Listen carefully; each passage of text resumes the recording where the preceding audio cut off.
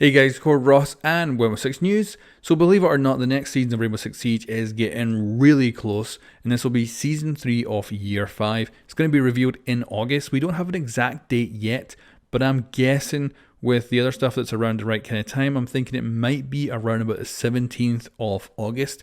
But it does depend because normally we'd have the Pro League Finals and the reveal on the same day. But of course, the last time, because of COVID, we had the reveal on a different day from the finals. So it's most likely going to be around about the 17th, but that's a best guess at this moment in time. But that means the first teaser for the new season will probably drop in a couple of weeks' time, so it's really not far away at all. So let's talk about what we're officially getting for this season. So we're going to get one new operator. This operator in the roadmap is classified, and this is the first season where we get a single operator only. However, we are supposed to be getting the Chachanka rework alongside this operator, so that might help to balance it out and make it not feel so empty. We're also going to be getting a skyscraper rework, which I don't believe has been leaked yet, so we haven't actually seen any of that yet. And alongside these new things, there should be potentially some balancing things too. Considering the mid-season balancing was kind of timid this time around, I'm wondering if they're holding back maybe some major changes to kind of bulk out the season because of just one operator. But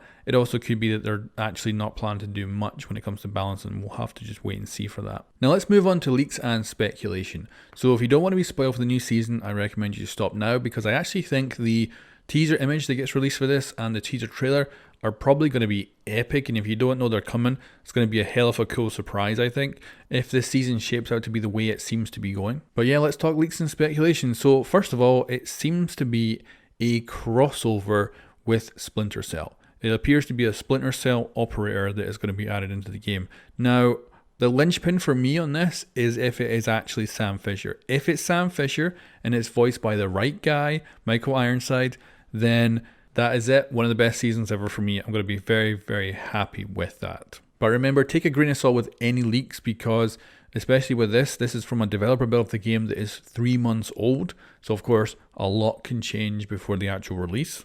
Along with us not knowing if this is indeed Sam Fisher or a spin-off character, and if it'll be voiced by the right guy.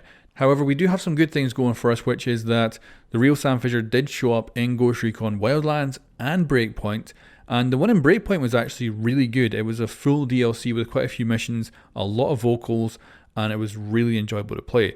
So that's a good sign that we could see a very good crossover between Siege and Splinter Cell. So I'm hoping, fingers crossed that it does turn out well. It also means, of course, this is either a passion project for the developers in order to either, first of all, just make the season more interesting because it's just a single operator, so bring someone in who's much bigger character that might fill out the space.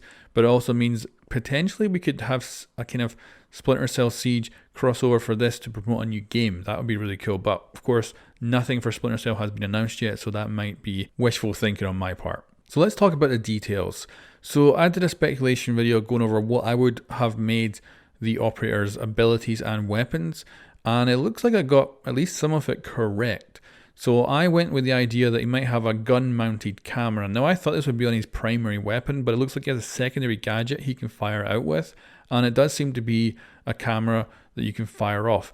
And the way I thought it would work really good if they added it into Siege would be, because this is the main thing I remember about Splinter Cell, is the gun-mounted camera for some reason. But I was figuring you could totally get it to work in Siege if it went through walls. So if it actually went through soft walls and poked through. And I believe in the leaks it's called a drill camera, so it sounds as if it might well be that kind of thing. Now in the leaked developer build, the camera can also shoot and destroy gadgets. Now I'm not so sure that'll make it into the full game because, like I say, it's a 3-month-old developer build, and usually at that point, the developers are going nuts with just trying all kinds of stuff and messing around with stuff, and they make it like totally OP with these crazy abilities, and then as they get closer to the release, they actually bring it down to a balanced, good gadget. So I'm not sure that I will actually make it into the final game, but we'll wait and see. But yeah, imagine basically this guy is an attacker version of Valkyrie, where he shoots his cameras rather than throws them, and they had the potential to go through soft walls. So that's mostly what we know about his gadget at this moment in time. So let's talk weapons. So in my speculation video, I did put up a few different weapons. There was first of all just the loadout that he was using in Ghost Recon Breakpoint, and it looks like we're getting something similar. The assault rifle he has in Breakpoint does look to be coming to the game as a new weapon in Siege for Season 3. And that's great, of course, because we've had so many reused guns. Now in that developer build, there was no other new guns. The other weapons were just standard reuse, which I'm hoping is just the fact that it was an old build. I'm hoping that at least maybe he'll have a cool secondary silenced pistol with like an integrated suppressor or something, but it might just be that we get one new weapon. However, it'll look something like this one from Ghost Recon Breakpoint. Now, of course, at this point, I want to reiterate that you should take this all with a grain of salt, because this all comes from a very old build of the game that was in development. So massive amounts of it could have easily changed. Plans could easily get altered. They could easily mix things up in a completely different way. So this is all as usual when we're talking leaks. Any of this could end up being incorrect, but it, of course, is coming from a developer build of the game, so it appears to be the most accurate we have right now. But let's move away from the new operator and actually talk about some major changes coming to the game. So let's start with the Chanka rework. We've seen gameplay from it. We got to have a little tease of this at the start of the year. It will probably come with Season 3, but remember, we did have a whole pandemic, which has messed up development, so we could see that pushed into Season 4, but I still think it will be coming with Season 3, so I'm hoping that will indeed be the case. However, there's something else that might be coming which could dramatically change how you play Rainbow Six Siege, and that is the mini thermite charge. So think Claymore or breaching charge, but you can switch it out for one of these mini thermite charges, and a selection of operators will be able to use them on attack. This could dramatically change the way you compose teams in order to play Rainbow Six Siege if you don't have to actually worry about bringing a hard breacher with you. But it also appears that they'll be changing map design as well. So if you can think of all the hatches that are currently on roofs that you cannot as a defender get up to in order to reinforce, it appears they will be switching them to be automatically reinforced at the start of a match. This will mean that this new secondary gadget might actually become a requirement on some maps and objectives.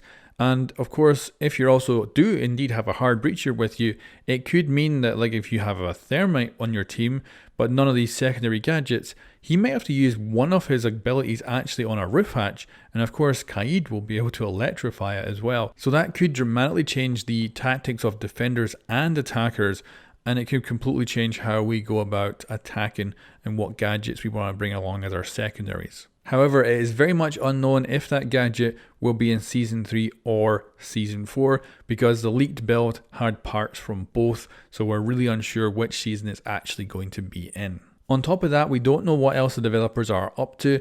There could be a large amount of balancing changes or a little amount, we just don't have a clue. There's also potential of them giving us more surprises in different areas that we don't expect. And of course, we'll have some new elites. One will be out before probably the new season, and one will be out with the season launch. We kind of have an idea of which operators those are going to be, and it does indeed look like we'll get a Tachanka one at some point, but we don't know exactly when that one will come out, but it is looking like it's coming as well. But anyway guys, that is a roundup of everything we know so far about Season 3. Like I say, it is very close to getting revealed. Of course, it'll then go into a test server phase, and then it'll be launched. We don't know when the actual launch date will be, but let's say it gets shown off on the 17th. The test server will probably run into early September, and we could see the actual season coming out in early September. That's kind of a basic guess. But like I say, it's going to get revealed maybe around about the 17th of August, but we'll find out exact dates within the next couple of weeks. Anyway guys, let me know what you think about all this in the comments below, and I will catch you next time.